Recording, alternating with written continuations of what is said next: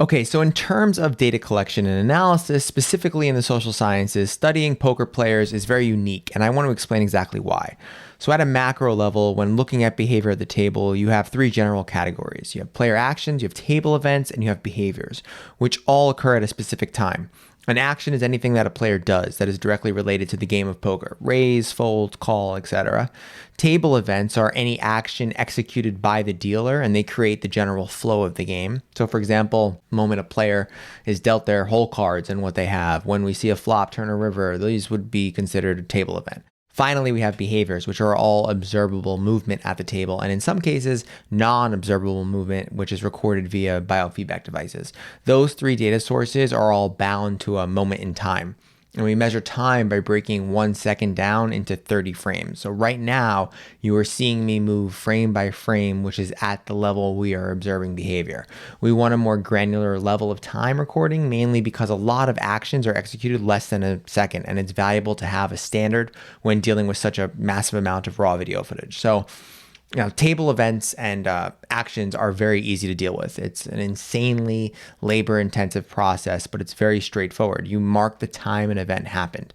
Some of this is done manually, some of it's done with RFID technology. The most interesting data source is going to definitely be physical behavior. A big component of my life is dedicated towards measuring behavior, and I still think that the poker table is one of the most fascinating places to do it, mainly because you have repeated actions that are executed in a similar fashion. So, for example, a player has to check their cards no matter what they do. You can check your cards with one hand, two hands, one at a time, but the variations are relatively contained. This is the same thing with betting. It's really great because it allows for a large sample of individual moments that can be categorized in a way that just makes comparison a lot easier. An example is, in order to determine how a player bets, we can use a coding methodology that looks at the bet or speed of their bet and the style they use to execute it. We can then compare that speed and style to every single bet they made and look for bigger themes. I'll post a link to an article below that gets into the nitty-gritty aspects of our coding methodologies, but those methods create the behavioral data that is then analyzed with the event data and the table data. Once we have our three data sources, we can start to look at the relationships between them. However, this can get a bit intense because you can always choose to measure behavior at different levels. So, for example, we can look at a smile and its relationship to certain dynamics in the game, a smile and hand strength, a smile and how much equity a player has, a smile and an indication that a player is going to play better, etc.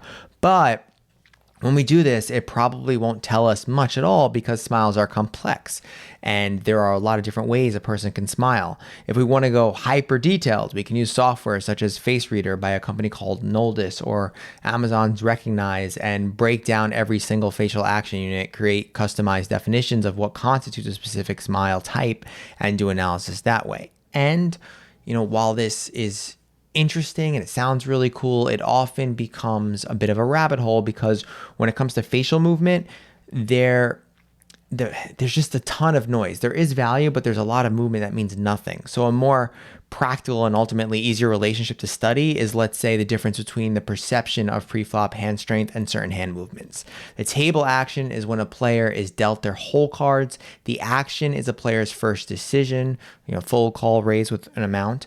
And the behavior is a description of how they execute that decision.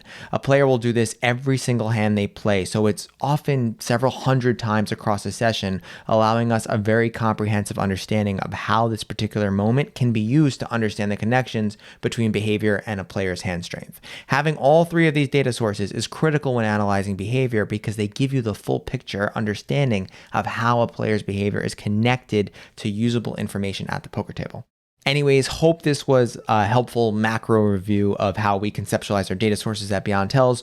Below me are links to some other articles and videos you might find useful. Also, while this can be technical, from a practical perspective, you unlock so much more information when you build a narrative around a player's behavior, something us humans are absolutely incredible at doing with training. If you're a poker player, make sure you check out the Behavioral Edge the first week of the Beyond Tells training. And if you have any other questions about research, please reach out.